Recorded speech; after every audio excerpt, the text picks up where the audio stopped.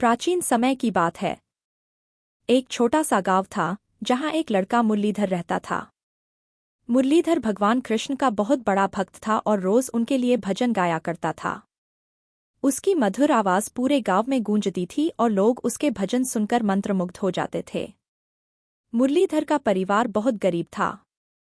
उसकी माँ रोज दूसरों के घरों में काम करती और मुश्किल से 2 वक्त की रोटी का जुगाड़ कर पाती। मुरलीधर भी अपनी माँ की मदद करने के लिए खेतों में काम करता, लेकिन उसकी भक्ति में कोई कमी नहीं आती। एक दिन गांव में एक बड़ी सूखा पड़ा। फसलें बर्बाद हो गईं और लोगों के पास खाने को कुछ नहीं रहा। मुरलीधर की माँ बहुत चिंतित थी। उन्होंने भगवान से प्रार्थना की, हे कृष्ण, हमारे ऊपर कृपा करो। हमें इस कठिन समय से बाहर निकालो। मुरलीधर ने भी कृष्ण से प्रार्थना की, हे कान्हा, आप तो सबके रखवाले हो। कृपया हमारे गांव की मदद करें। और उसी रात मुरलीधर को एक स्वप्न आया।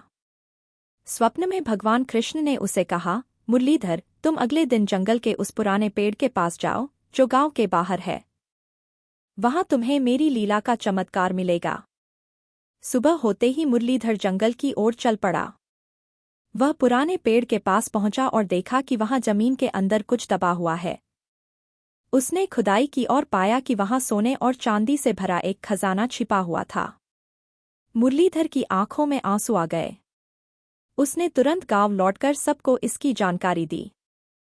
गांव वालों ने मिलकर उस खजाने को निकाला और उसके धन से गांव का विकास किया।